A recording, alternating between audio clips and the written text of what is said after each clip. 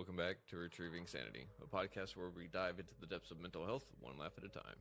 I'm your host, Keegan, and I'm here to talk about everything from anxiety and depression to self-care and finding joy in the everyday. Because, let's face it, life can suck, but we don't have to navigate it alone. Retrieving Sanity is a partner with Podcast for Prevention, an initiative from Start Day 1 that aims to prevent suicide and promote mental health awareness. Together, we're working to break the stigma and create a more supportive community. So, grab a cup of coffee, sit back, relax, and let's retrieve our sanity together. And today we have a very special guest. He is a food justice warrior and also an author and also a veteran. So thank you for your service, by the way. I forgot to mention that earlier while we were talking. Thanks, Keegan. Of course. And I mean, you just sound like you've lived such an extraordinary life with what you've done in the last 10 years. So I understand that you written a book. You don't wrote in anything, but I understand that you've written a book about this topic. And honestly, I'm not going to lie. It's a topic that sounds like it is totally just not obscure, but something that I wouldn't think about whenever I think about mental health. But whenever I think about it, it makes me think that, oh, that has a huge impact on mental health. So yeah, we need to hear about this. And I love that. 100%. Yeah, so you know more about this. You're not quite professional because you do this on a voluntary basis, but... I'm an enthusiastic amateur. Well, I'm right there with you. So what is it that you do exactly? Because I described you as a food justice warrior, but to some people that might just mean having a food fight in a cafeteria. Honestly, I would prefer that it was that. So I don't really necessarily want to describe what I am, but kind of my background was, I went through the Army for 10 years, spent a few years in Vegas bouncing around just trying to figure out what I wanted to do afterwards, and ultimately ended up in Northern Nevada taking over a couple of nightclubs.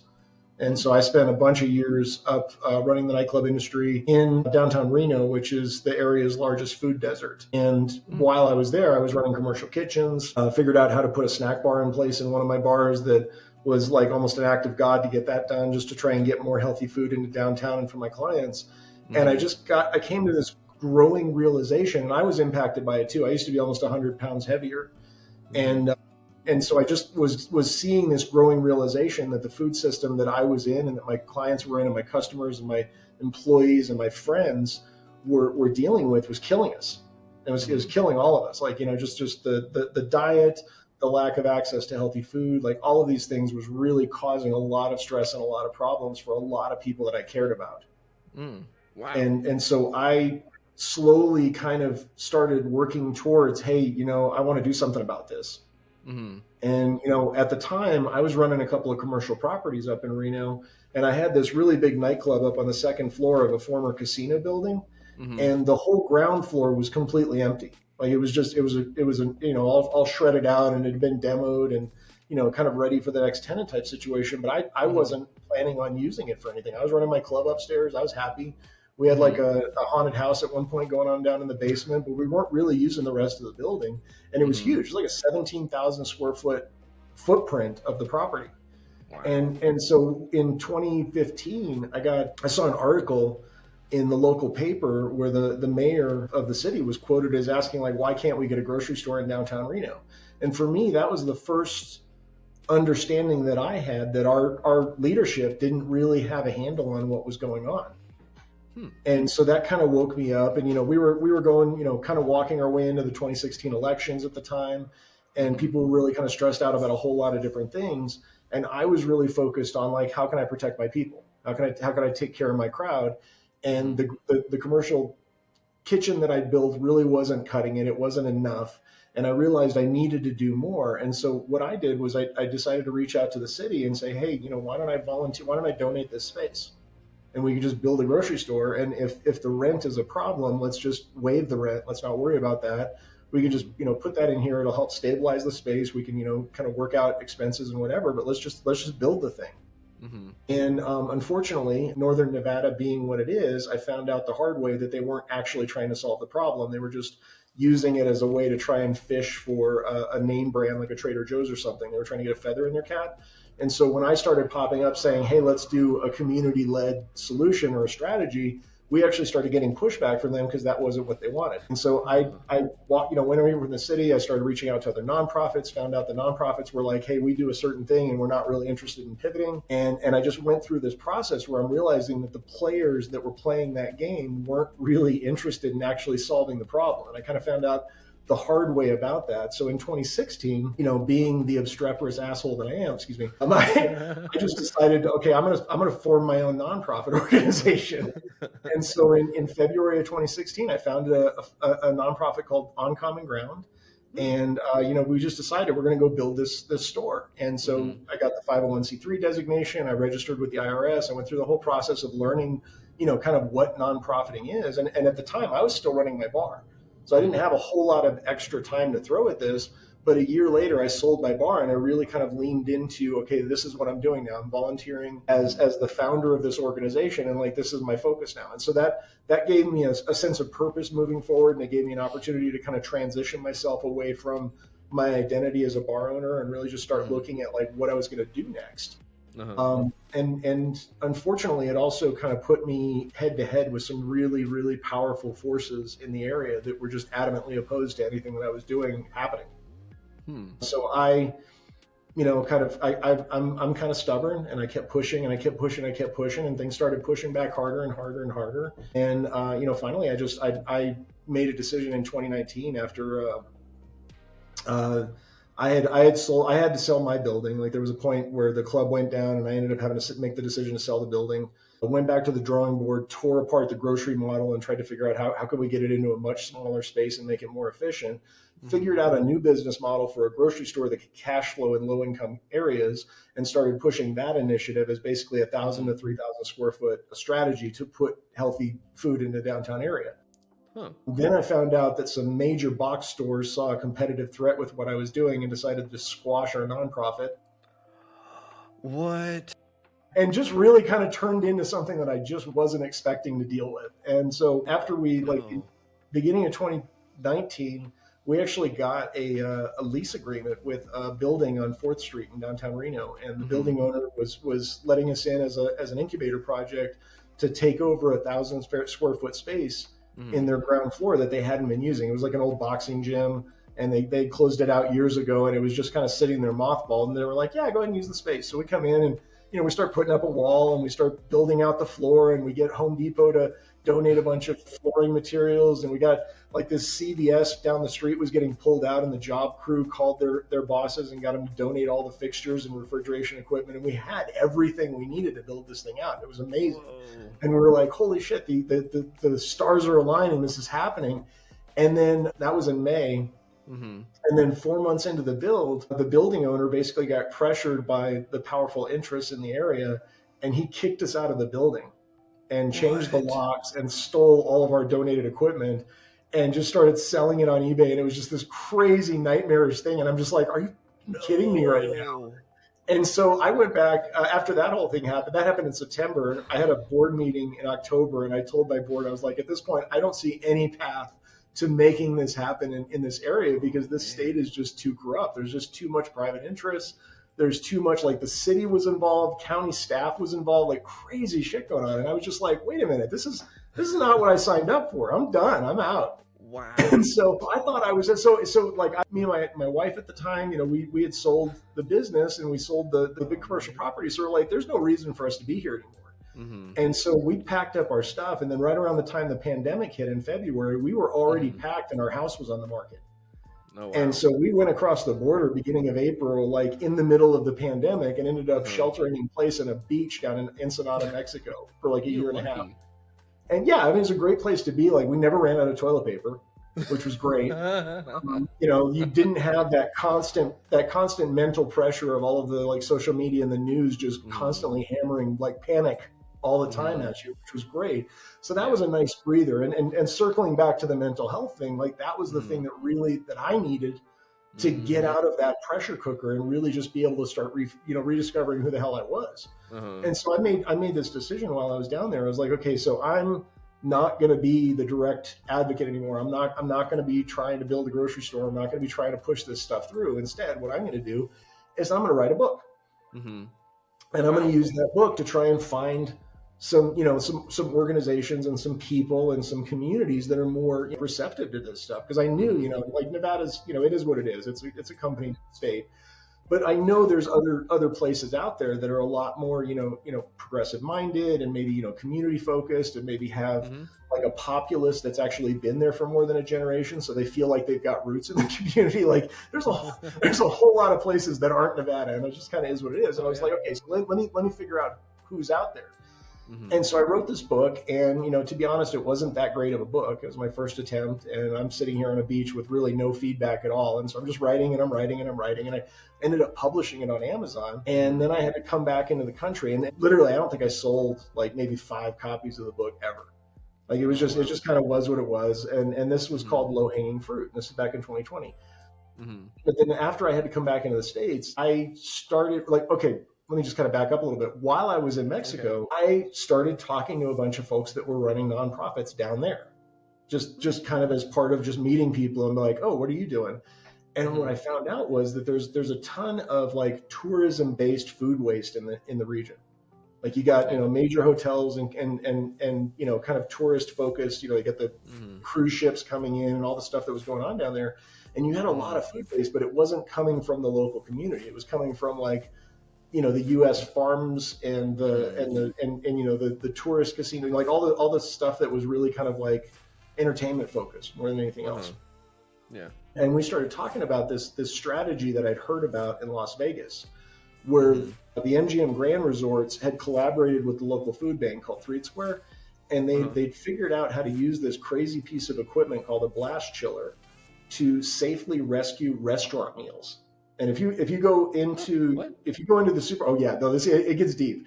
So if you go into your supermarket and you go down the frozen food aisle, everything in that aisle was frozen by this piece of equipment called a blast chiller. If you've ever heard the term flash freezing, well, yeah. I was about to say, that's a piece of equipment that does that. So it's like the commercial version of a cryogenic freezer. Kind of. Yeah, I mean, you're not dipping anything in liquid nitrogen, but you're using super cooled air at high speeds, moving the heat away from food. Essentially, this guy, if we want to get into backstory, in the 1940s, this guy, Birdseye, went to Alaska and learned how the Inuit Alaskans, the natives, were freezing their food and preserving their food. And he came back and invented this piece of technology from that journey. And it's been credited as basically the reason why our modern food system exists, because it's allowed us to rapidly freeze food. It's always been on the manufacturing side. It's been literally around since the 1940s or 50s, something like that. But nobody, until 2016, nobody had ever thought of putting that equipment on the other end of our food system. Yeah. What? And so we've got this logistics challenge with a certain type of food in our society is restaurant meals. And if you think about it, if you've got food that's in a restaurant and it's 160 degrees or above and it's sitting there waiting to be served, let's say you got a big hotel pan at the buffet and it's got all that like mashed potatoes, green beans, fried chicken, whatever it's got in it. And if that food doesn't go to in front of the public and it sits in the back in the kitchen, it could be redistributed, legally. The problem is that because it's 160 degrees and above, if you put that food into a freezer directly, it's going to take like 10 to 12 hours to freeze, like just to get refrigerated. And so it'll stay in that danger zone long enough for bacteria to grow. And because of that, it's going to make people sick. And so we've never had a logistics solution for what do we do with this food. And so Three Square and MGM Grand, they collaborated and they figured out this strategy to use this equipment to take that hot whole foods, shove it in there, rapidly drop it from 160 degrees down under 40 degrees in an hour, and then slot it into the freezer from there, and then just redistribute it out in the community. So that they kind of figured out how to create a lock system, like in the Panama Canal, but for food, and just drop that temperature, and then turn around. They got rethermalizers that can raise it back up at the other end, and so there's equipment basically that will allow us to go after a type of food that we've never been able to get our hands on before. Wow. And so that. Yes, I mean, that's kind of crazy, right? And so that situation, when I came to Colorado, I started looking around and I'm talking to people and I'm realizing that there's a huge need for resources and we don't have enough grants funding in our system to be able to pay for all of the resources that we need to be able to satisfy the community's needs. Hmm. And this technique, this strategy that's in Las Vegas hadn't made it across the border. And so far I've talked to people in, from New York to Canada to all over the world. Mm-hmm. And this strategy that was developed by Las Vegas is the only place in the world it's being done still. Wow. And so I started realizing, if I don't have a word to censor. It's okay. It's okay. Darn it. If I don't do something, and if I don't talk this up at least, and if I don't at least try and introduce this to the food banks here, like I'm gonna be an asshole. Like mm-hmm. I felt personally responsible. Like I know about this. Mm-hmm. I understand the significance of this. So I gotta at least try and bring it to the state. And so I started reaching out to the food banks, and I started reaching out to, nonprofit organizations and saying, hey, there's this thing that we could bring to this state that we could really kind of like supercharge our ability to get more food back in the community. Mm-hmm.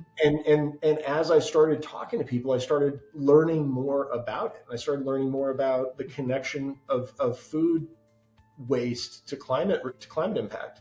And there's a huge connection there that a lot of people aren't aware of. Is that 35%, and this is from the USDA, it's an official number, 35% of our climate change causing greenhouse gases are coming from our food system. Oh, wow. So you got a high number. Yeah, it's huge. So part of it is, mm-hmm. cow farts. Part of it is manure, and a huge part of it is methane from landfills. And then another huge part of it is just the transport cost and the refrigeration cost and the labor cost and everything that we put into the food that we then throw away. Yeah, and so that is a lot. Yeah. So as it turns out, if you look at it from that perspective, it's like this is now a preventable solution. This is now something that's in our system that we could potentially do something about. And so I just started like, what are we going to do about this, right? And I don't know. So that's kind of where it came from. And so I wrote a second book. And at this point, AI had come out. So of course I used AI and I wrote, kind of a shitty, repetitive book and kind of went through this process and like, hey, let's talk about food rescue. Let's talk about this. So I now have, 2 books up on Amazon. And, it's still not getting any traction because I hadn't quite figured out how to market myself yet. I hadn't really figured out that side of the equation. But I'm going around and I'm talking to people and I'm making connections and I'm starting to have this conversation. And then all of a sudden I started seeing this weird thing where like I'd get a lot of interest and I'd get excitement and I'd get support. And then all of a sudden I'd get crickets. And I'd get like not returned calls and no returned emails and getting ghosted by nonprofit organizations and getting ghosted by government agencies. And I'm like, what the is going on here? and so comes to find out that it's not just a Nevada problem. Like we've got a problem in our nonprofit sector where you've got organizations that basically see a competitive threat with anything that disrupts the status quo. And so I'm running, and once again, I'm running face first into this. And I'm like, I did not expect this. No. So it's been an interesting kind of journey where I'm just like, hey, I'm literally just like asking questions and saying, hey, why don't we do this thing? And have we tried this? And hey, if we haven't tried this, why don't we, put together a coalition and make this happen? Mm-hmm. And then I'm finding out that, oh, well, I'm actually stepping on the toes of, big food. State-funded nonprofit organizations that are really invested in just kind of maintaining things as they are. I'm like, wow, that's not cool. So, along come this year, and just a few months ago, I had a better quality AI, and we've had all the advances, and I went through and I said, hey, let's take these first 2 books I wrote and shove them into the AI and turn it into a single book. Oh, wow. And so I spent a few months kind of figuring it out, and I came out with this. Actually, I think it's an amazing book. It's only like 114 pages long, but it's just jam-packed with an amazing story about like, this is how we fix these problems. This is how we solve these challenges. And I was like, okay, so this is it. This is, I've got a good book. I've got a good story. I've got a good narrative. I've got an actual plan about how we step by step do this. And I'm like, screw it, let's do this. And so I'm talking to folks like you, and I'm like, hey, let's get the word out and let's figure out how do we do this. That's awesome. That is one heck of a story. And I'm not going to lie, I would not have expected such pushback from something that seems so humble. Oh, I'm shocked. Yeah. Like there's one organization here in Colorado. Where are you located at? In Texas. Texas. Okay. Yeah, I went to high school in Texas. I've been there for a few years. So there's an organization here in Colorado that runs around. It's in the Boulder area, and they rescue food with bicycles and stuff. And they've got this, it's kind of cutesy and very very volunteer centered and everything like that. And it is what it is. It's like, okay, so I'm going up in that area and I'm talking to folks about this. I'm like, hey, we could develop high capacity. We could put a central kitchen in place. We could start rescuing mass quantities of food. Like we could literally scale a solution big enough to be able to address Denver Metro's needs, like 2.5 million people producing all of this food waste. And we can actually divert a very large chunk of it out of our landfills and get it processed. We can use equipment called biodigesters to be able to turn the food waste into compost and capture the methane for energy. We can push that out to the regenerative agriculturalists, the farmers in the community, and get more dirt on their land so they can grow better food.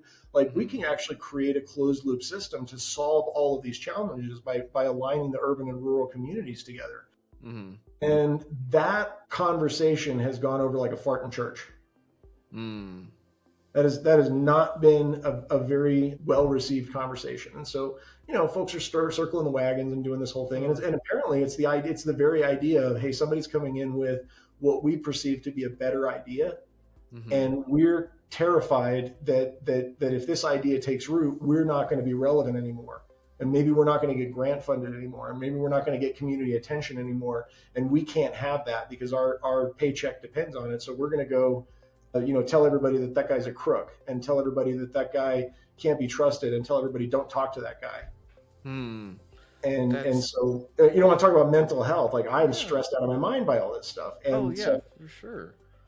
So about a year ago, I kind of threw both hands in the air and said, you know what, the nonprofit sector can go, piss up a tree right now. I just don't want to deal with them anymore. And I had this crazy opportunity where I found out that the farming community actually has the tools and the capacities to be able to deal with this scale of build in a way that the urban community doesn't understand and doesn't have literally the mental capacity to really comprehend. How do I deal with this level of systemic change? But the farmers are routinely used to doing high capacity work, building things to make things happen. And add value processing is old school, like food hubs do add value processing all the time. So the things that I'm talking about, if you talk to the farming community, they're not that strange. Like farmers understand what a biodigester is. They understand what, like no-till farming and regenerative agriculture is. They understand the value of getting compost out in the field. And like, this is gold to them. And so now I'm having a different conversation with some folks. And what's really interesting is just a few months ago, I ran into a meeting of USDA representatives that I got invited to. And I'm presenting at this meeting. I had no idea what was going on, but I'm sitting here yapping away for 10 minutes in front of a room full of strangers about this stuff I'm talking about. I'm probably sounding like a crazy person. And then, the rest of the meeting, I'm going around and talking to these reps and finding out about all of these federal resources that are aimed towards new farmers, and specifically veteran farmers. And they've got just all of these crazy programs that are available for people. So, in my situation, I'm looking at it like, okay, I'm disabled, I'm protected shop, I'm VA and SSDI rated disability because of a parachuting accident I had in the Army, and I got a stroke and a bad back from it. And so I'm like, well, okay, I mean, I'm not necessarily going to be like a traditional farmer, but what if I was to like align up with some other folks that want to do homesteading? And we kind of collaborate to figure out how to, if I can get my hands on some land, I could get some help from this, because there's a lot of people that are looking at, again, from a mental health perspective, getting out of the rat race.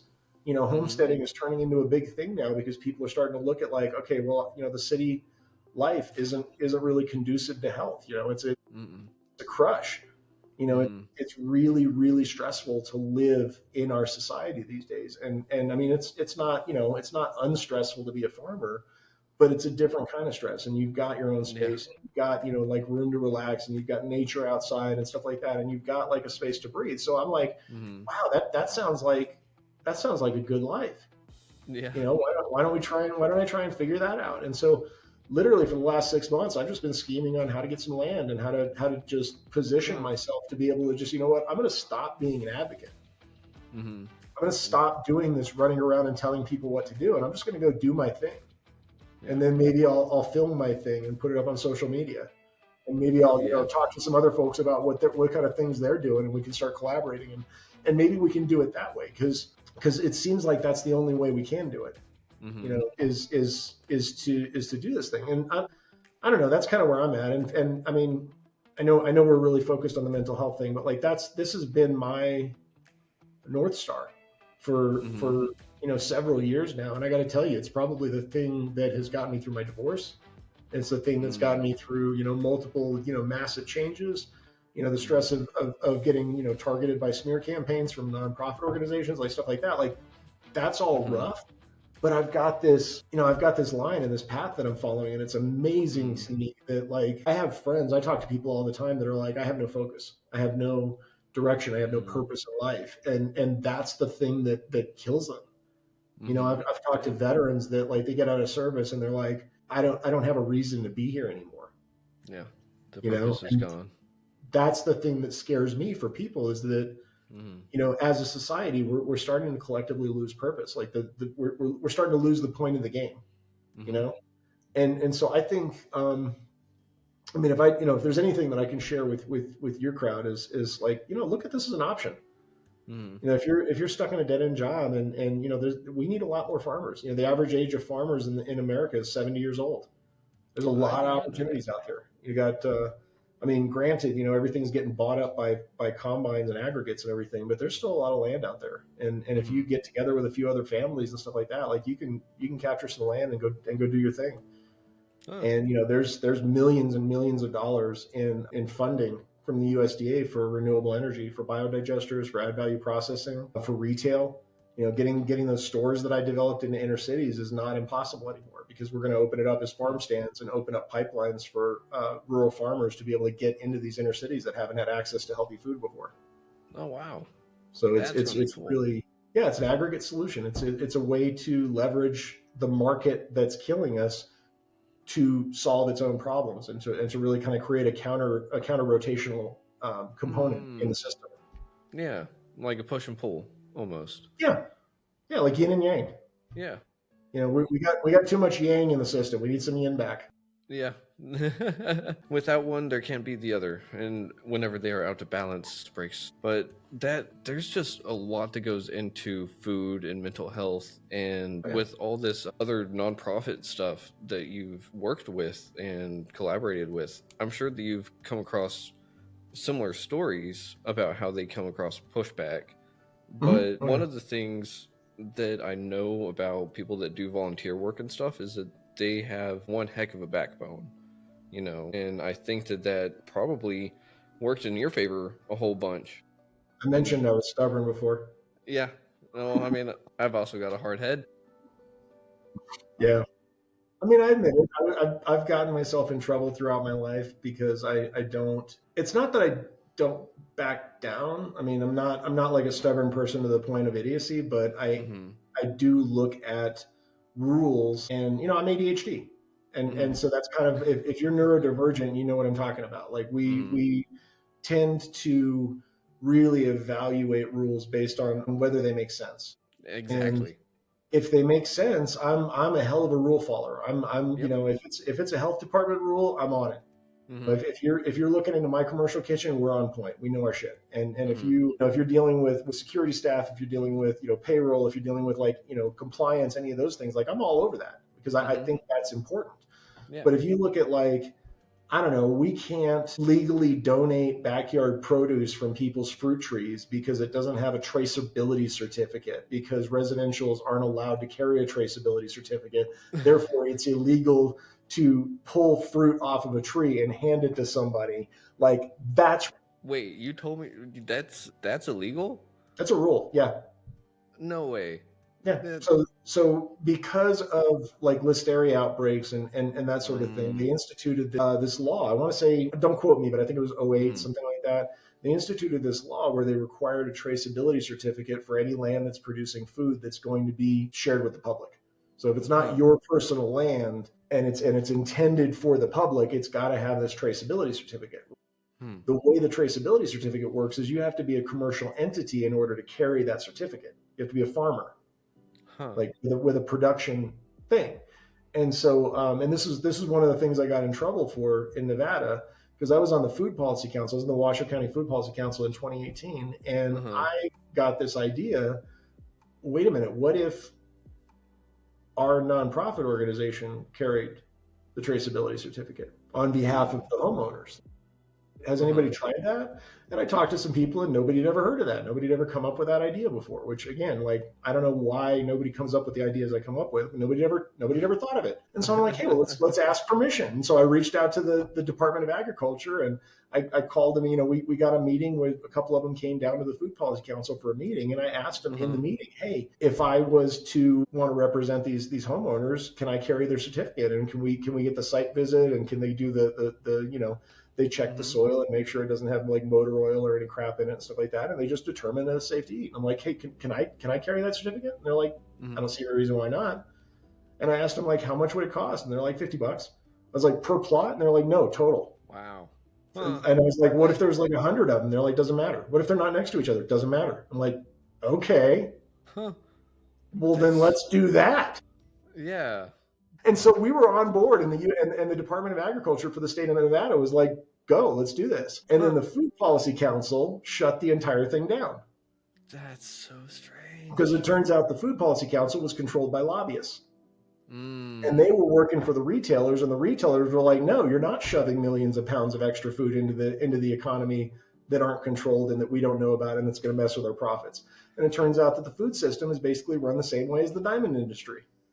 You got artificial scarcity. And it would piss people off to have uncontrolled food going into the system. So now all of this stuff that we're talking about how we don't have enough food, that's entirely bullshit. Because we have enough food, we just have a distribution system that's regulating how much food goes into the market to make sure that their profits stay at a certain level. That's crazy. So it sounds like we don't necessarily need to be too wary of big pharma, but more like we need to be wary of big food. It's more of a yes and challenge. Yes and. Yeah, I'm not saying we shouldn't be wary of big pharma. I think that the price fixing on that is well documented. This stuff's more under the radar because people assume that the food system is kind of operating at the highest capacity, and the problem is, as a society, we don't really understand how the mechanism works. The global supply chain is opaque. It's complicated. It's run by algorithms and software. If you go into a retail store, it's got thousands and tens of thousands of items and 20 different brands of the exact same thing competing against each other. And it's a nightmare. And you got food traveling all over the world multiple times to get to your grocery store, only to be thrown away a week later. Yeah, that's whenever you say it like that, it makes it feel so bad. I should modify how I want to make people feel good while I'm talking about calamitous issues. No. But that's like a good thing. That's a good bad, because that was like that one made me think I need to be more, maybe not conservative, but more thoughtful with what I cook, and how much, so that I have less waste. And I think that's something that's part of the lie too, though. It really is. Like, okay, so we have a propaganda engine in the U.S. food system. I'm going to call it that. We have a marketing ploy that we use to try and influence our populace to move towards healthy food, or to move towards like specific outcomes that we're looking for, right?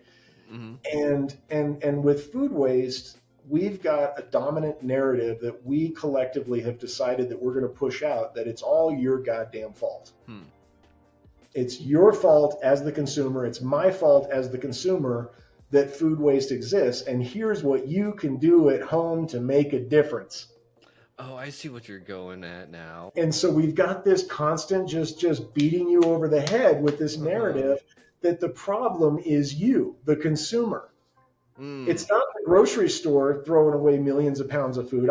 When I was volunteering down here in Colorado Springs, I have a pickup truck. I would take that pickup truck to a grocery store every single week and fill the pickup truck so full that I had to put a net over the top of the food to keep it from flying off onto the highway on the way down to redistributing it through the food pantry. Wow.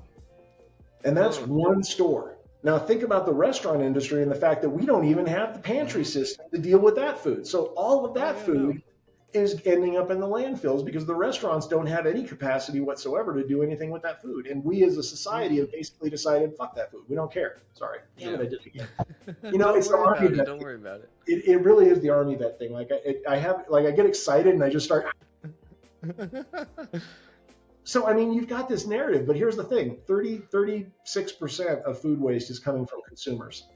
And that's an estimate, which means that, 67% is not coming from consumers, which means it's coming from retail. It's coming from transport and storage. It's coming from, failures of refrigeration that cause food to go bad. It's coming from, restaurants and retailers not liking the shape of food.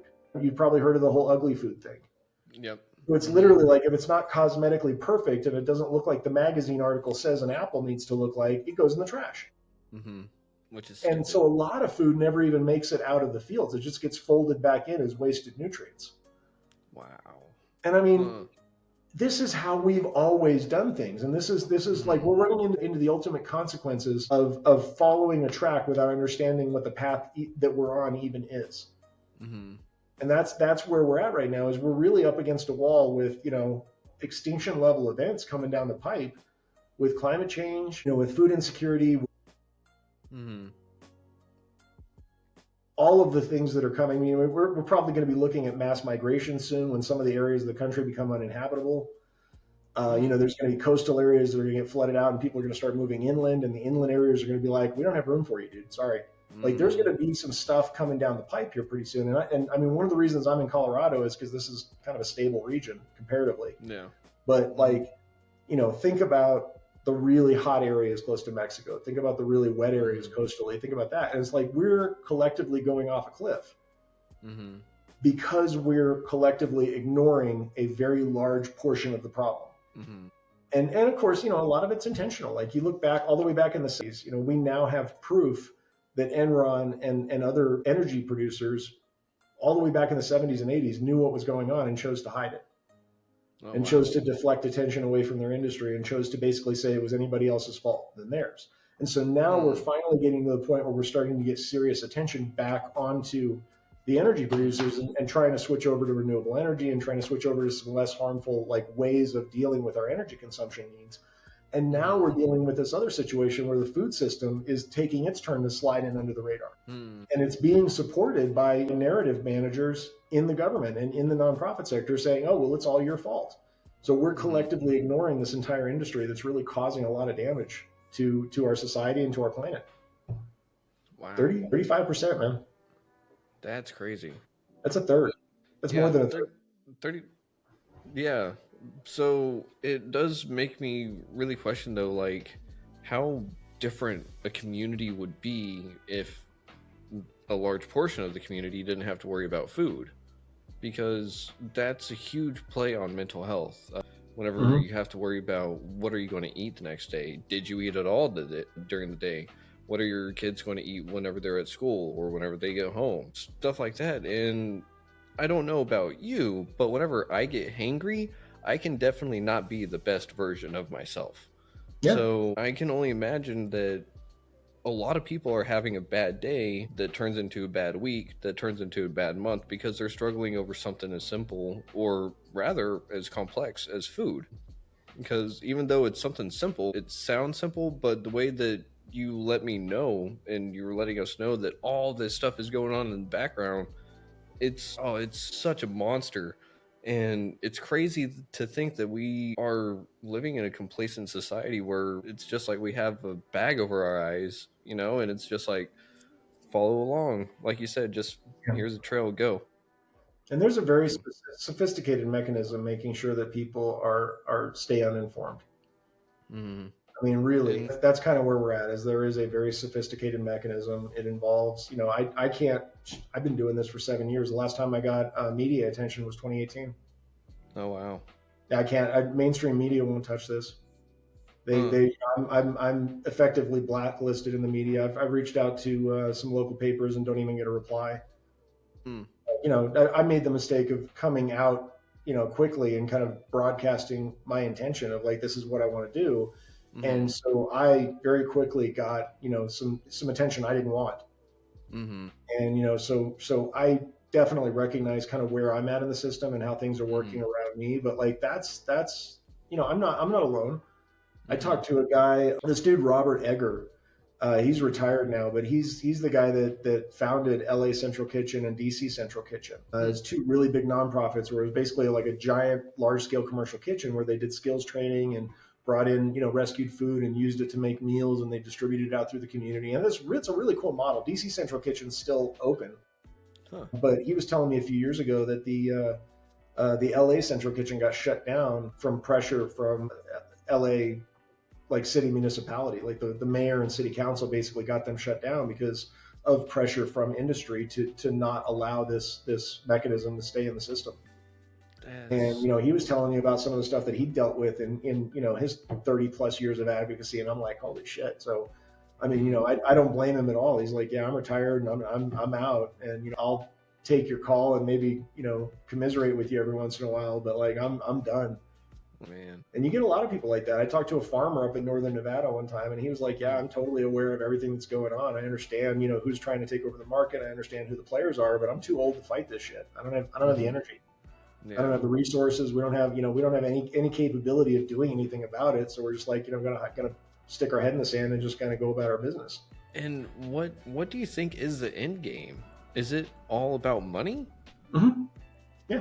Well, okay, so money and land, maybe. I'm going to share a story about. So in 2017, I went to Tacoma, Washington. I flew out there for this conference that this nonprofit organization called Why Hunger. Every other year, they would put this conference together called Closing the Hunger Gap. And so I went out for this conference, and I was a brand new, like cherry red, brand new nonprofit founder. I didn't know shit from Shinola. And I was like, I'm going to go out and learn how to fix the problem and how to solve the blah, blah, blah, and this and that. I go to this 3-day conference. And on day 2 of the conference, we'd been doing some breakout stuff and this and that. And we had this lunch, and there was a keynote speaker in the lunch. And there's this guy, God, I'm trying to remember his name. He's the founder of the Black Food Policy Council in Detroit. He's a firebrand, really good activist, real smart guy. Hopefully his name will come to me. But he was keynote speaking. And he stood up there and he called out the entire room. He says, there's about 550 people in this room. About 99% of you work for a food bank in some capacity. And not one of you are going to lift a finger to solve the root causes of any of these problems because every single one of your paychecks depends on it. Ouch. That's what he said. That's everything that I've seen since then tells me that he's not wrong. Yeah. There's just so much that just sounds so wrong with all of this. Yeah. Like I'm one of those people that's like, I don't really care what you do with your life so long as you don't like hurt other people and do all these bad things and stuff. Like you want to go do this, that, or the third, like go have your fun. Just don't hurt other people. Just be nice, Yeah. I've made a lifetime. I've been in the nightclub industry for 20 years. I've made a lifetime of not yucking on other people's yums. It's like, do your thing. Don't break anything. Don't set fires. Don't hurt anybody. Just live your life. Yeah. And so to me, it seems like food would be one of those things that's like, yeah, I want to make sure that people have this. Kind of like I am all for universal healthcare or some kind of healthcare to where people can say, I don't know, go get their life saved because they have something happen to them that no one asked for, and yet now they're responsible for all this money because their life got saved. And now I'm sitting here and seeing that the food aspect of all this is something that I also need to pay more attention to.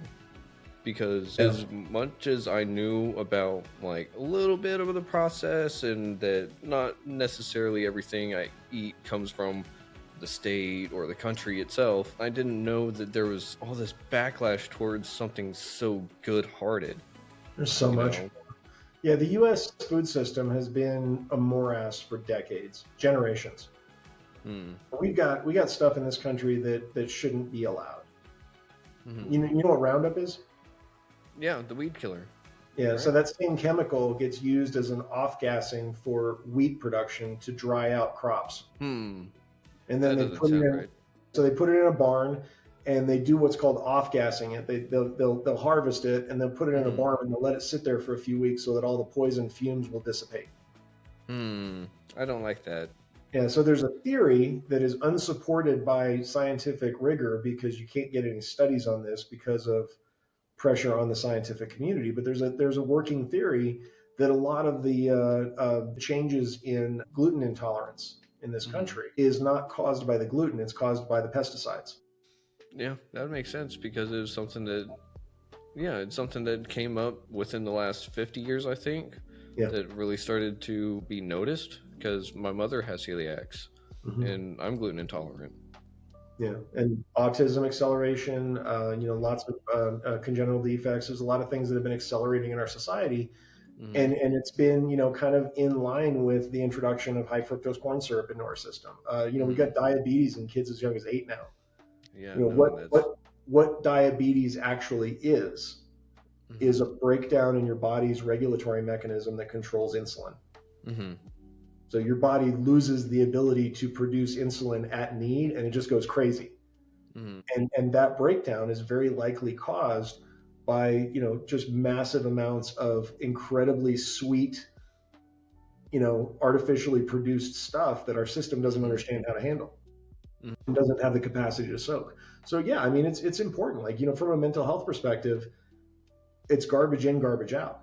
One of the things that studies have proven is that poor diets lead to mental deficiency and inability to think straight. Not being able to get a healthy meal means that you're operating at a suboptimal capacity. You can't literally think your way out of a box sometimes. Yeah. On top of that, if you don't have access to healthy food and the only thing you've got available is that microwave burrito down at the bodega, or junk food at the gas station, or Takis on the way to school, or something like that, like that's going to cause long-term damage to your mental capacity as well as your physical capacity. Yeah. And our mental faculties are the things that we use to be able to manage stress. Yeah. And to be able to deal with conflict and to be able to understand our way out of complex political stuff and all the stuff that we've been dealing with collectively. I mean, I don't know. Is it on purpose or is it just a side effect of our system? I don't fucking know. I don't have the answer to that, but it's concerning. It's concerning when you start looking into the weeds and you start really getting into the details and you start understanding that this aggregate total is catching up to us. It's creating a system where we don't have the ability to even address our own stress anymore. Have you ever heard about the rat park experiment? Rat park experiment? I don't think so. So I'm going to circle this back around to addiction. Okay. If you don't mind. Good. Yeah, by all means. So we have a theory on addiction that's based on some studies from, I want to say, back in the 1950s. And what they did was they put rats in a cage and they would have like a bottle of water and then a bottle of water laced with heroin or cocaine or something like that. And they would just observe what the rats would do. And the rats would like try both of them and then they'd go back to the thing over and over again until they kill themselves. And so they used that as they basically took the conclusion that, drugs are super addictive and they're super dangerous. And, once you get it into your system, like, have you ever seen that, what was that movie? Philip K. Dick with Keanu Reeves in it. Anyway, Robert Downey Jr. was in there. Like, it was Woody Harrelson. Anyway, so there was this movie. It was based on a book written by Philip K. Dick that talked about this like new drug that came on the market, and there was only two types of people who had never tried it and people who were lifetime addicts. Like, it was that type of drug. And so that kind of book was based on this idea that these drugs were that harmful and that addictive that, like, if you touch them, you're screwed. You're an addict for life and everything like that. And so that became the basis of the drug wars. That became the basis and the justification for, like the whole, like all of the legal system and the stuff that we're dealing with collectively. And so there was this guy, and I can't remember his name, but he looked at that experiment and he's like, wait a minute, maybe the problem is the cage. And he's like, these guys are, these rats are bored. They're stuck in a cage. They don't have anything to do. They're depressed. I mean, what if we try this experiment again, but we change the environment? And so he redid that experiment and he created this thing called Rat Park. And it was there was toys in it. There was other rats to play with. There was, there was, all kinds of fun stuff to do and everything like that. And it was a really cool environment for a rat to live in. And over in the corner, they still had the same two water bottles, one laced with heroin and one clean. And what they found was in that particular situation, the rats would try both of them, and then they would leave the heroin laced water alone, and they'd never touch it again. And they were like, and so they came to a very different conclusion, that it was the environment that was causing the mental stress that made these rats want to escape from it in the only way that they could. And so, I mean, if you look at experiments like that and you kind of extrapolate them into our lives, and like, okay, so now we've got a situation where like inner city communities are exceptionally stressed out, and people are struggling, and there's not a whole lot of opportunity, and it's very very dog eat dog. And it's a very ugly cage to live in a lot of situations. And if you talk to people that live, I've lived in South Central LA before. It wasn't, as a matter of fact, I was there during the LA riots. It was not a pretty place to be. And there was a lot of really pissed off people and scared people in that area. And so, I bet. Kind of my theory is basically the mental health follows the environment. I buy into that. And I'm not, I'm not a scientist. I'm not tied to rigorous theory, so I can have my opinion, and it is what it is. And if somebody wants to disagree with me, so be it. I don't really care. But in my opinion, doing something to improve our food access, and doing something to improve our air quality, and doing something to, apply placemaking principles to our communities, to where we can come together and not be isolated, and to where we can create environmental solutions that allow us to come together as a community, I think that would translate into improved mental health significantly. I believe that. I think so too. And what's worse is I believe that the people who are seeking to control our society also understand that. Yeah. So, I mean, it'd be kind of, no, sorry, go ahead. No, that's pretty much the point, is that, like, I think it's our responsibility, I mean, as citizens, to understand the world that we're in, and to understand that we have a need to advocate for our own health, and to advocate for a healthy environment for ourselves and for our children and for our community. And so a lot of this stuff that I've been dealing with, I think the biggest thing that I want to impart to people is that, we're not helpless. I gotta be honest with you, like a grocery store at the very basic level, like if you focus on dry goods and commodity staples and step away from the global supply chain and don't let your wholesalers dictate what's on your shelves, like it's not that complicated. You can put a store in 1,000 square feet, put some shelves up, get a basic POS system. They've got them on tablets now. The checkout's super easy. Inventory management is super easy. It is not that hard to build a food solution in your community. But we've got this industry that tells us it's impossible. Climate change. Climate change is this freaking monster. It's a monster. Everybody's just like helpless. Like, when is the people in charge going to fix the problem? And it's like, we can do things at the community level that are orders of magnitude more impactful than the stuff that the Gates Foundation's doing. Yeah. I mean, what happens? Okay, so what happens if... So you're in Texas. Are you anywhere near Dallas? Yeah, I'm actually in the DFW area. So. Okay. Yeah. So Dallas is what, 6 million? Ish. 6. What do you mean by 6'9"? 6 million people. DFW Metroplex is 7.5 million.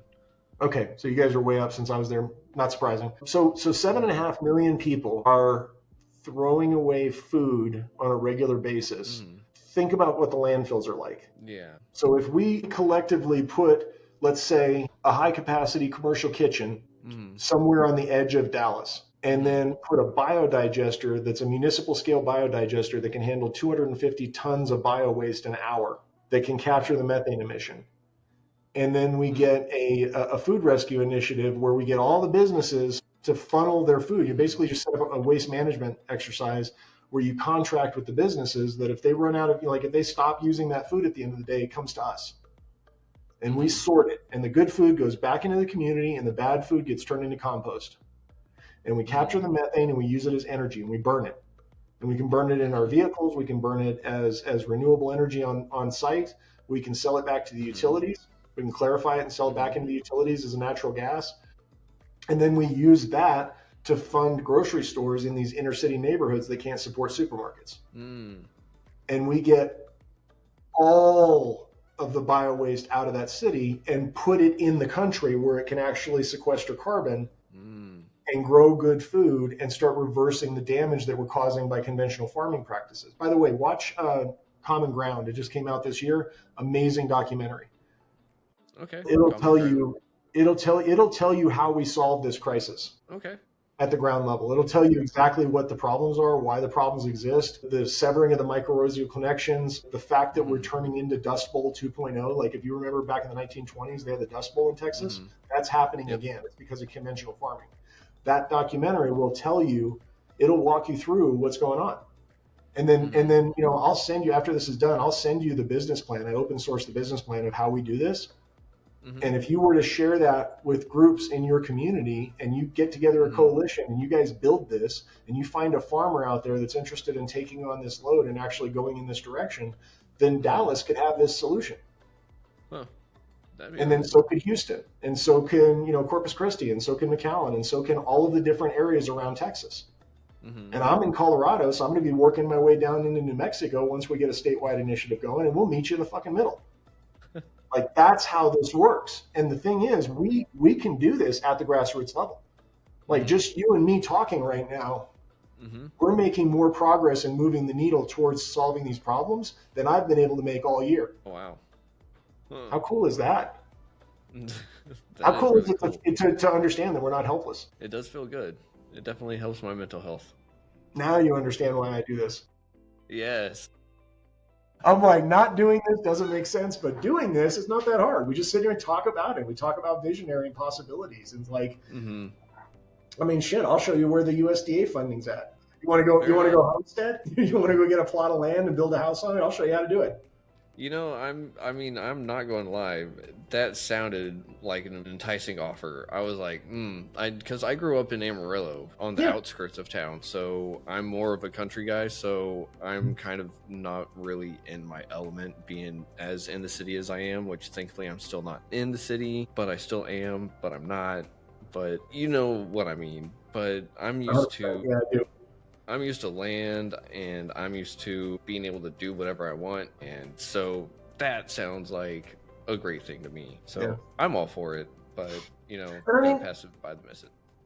Yeah, well, I mean, tell the missus she can grow her own land, she can raise rabbits and goats and chickens, and make as much noise as she wants, and she can bang a drum at 2:00 in the morning, and nobody's going to yell at her.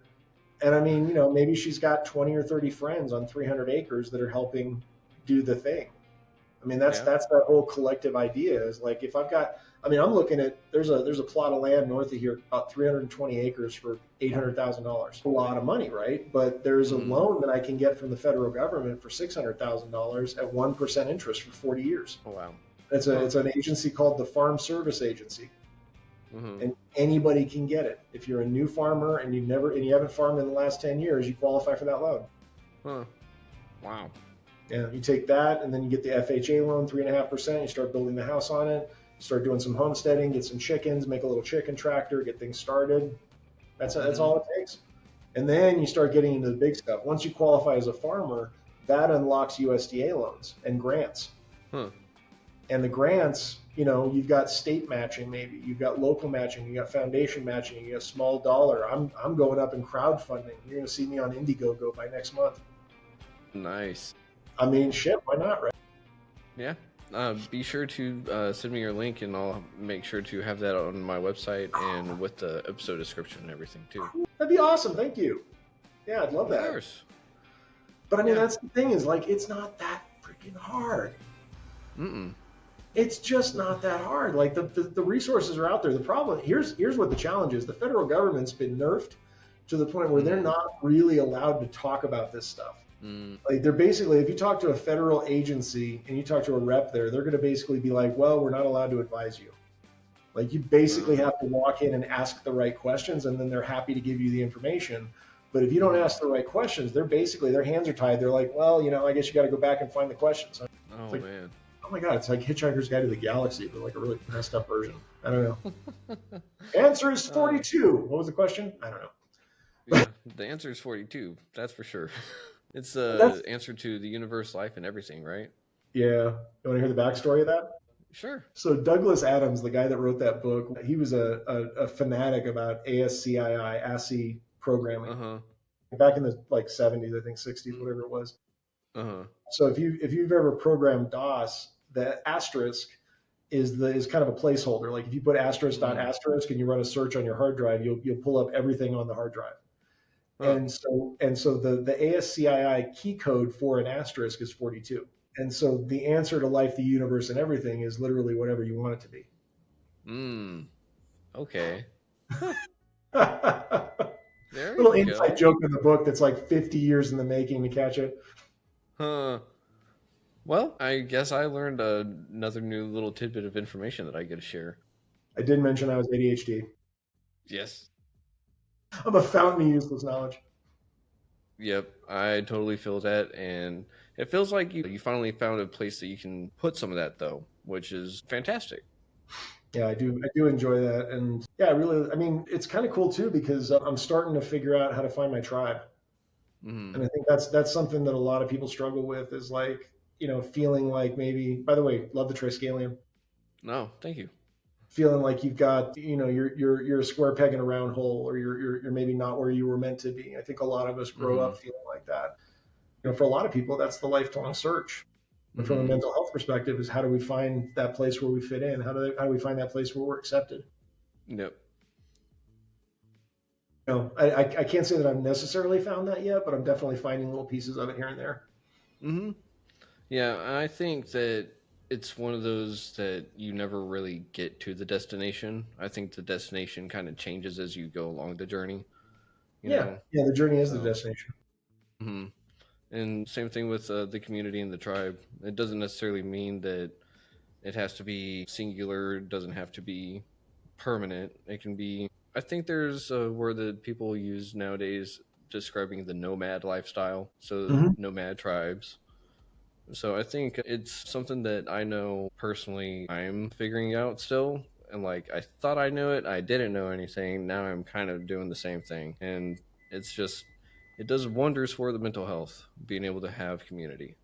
Yeah. So I really do hope that you're able to get that homesteading. Well, not just that. I just hope that everything that we've talked about just blows up and goes crazy viral because this is just awesome. And real quick, sorry. Do you know the number for the suicide hotline? Not off the top of my head, no. It is 988. So 988. I only ask that because if we can teach our kids how to dial 911, why can't we teach our friends and loved ones how to dial 988 in the middle of a crisis? I love that. Yeah. But I also want to ask that you be on the show again because this sounds like a journey that is just going to be evolving. You've already written 3 books, and so I can see another one coming after a little bit of impact one way or another, after a little bit of adventure has happened. I'm on chapter 6 of my second book right now. It's the ground game. All right. Like it's the companion. Okay, so like I said, I took the first 2 books, turned them into one book, and now I'm writing the on the ground component. That's like the actual step-by-step process that I'm developing as we go. So it's going to be kind of a live book that'll change over time. And the cool thing about Amazon is once you upload a book, you can re-upload the book later with changes. Like it's not stuck in amber. And you can actually you can change your mind, you can change chapters, you can move stuff around, change the graphics, whatever you want over time. You don't even have to change like the version or whatever. So I mean, yeah, I love that from a perspective of like, I'm never going to be satisfied. It's never going to be a perfect book. So, it just leaves that door open for changes. But yeah, that's the intent, is to have like 2 books on companions. I'm going to create some workbooks from that and really kind of create like a process that people can use to walk through. I had a webinar that I created earlier this year, and it was, just kind of me sitting there staring at the camera talking for 43 minutes. So not exactly the most entertaining thing in the world, but, maybe I'll be able to do a version where I'm jamming back and forth with a friend at some point. We can talk about it that way to keep it more entertaining. So, I mean, I'm open to, anything that gets in front of people, anything that triggers a call to action, that gets people excited and just interested in life again. I think it's great. So yeah, thank you. I'd love to. Awesome. Well, I know that everyone would love to hear more about just your whole journey because it sounds like there's even more to explore. Oh, we're going to have some fun. Sounds good to me. Cool. But with that, I do need to thank the audience for listening. So thank you for listening on WDJY 99.1 FM. You think I would be able to say that a little bit with more finesse after a year, but no, I still fumble it up every now and again. But with that, the radio episode has come to a close, so we will see all of y'all next week. Shalom.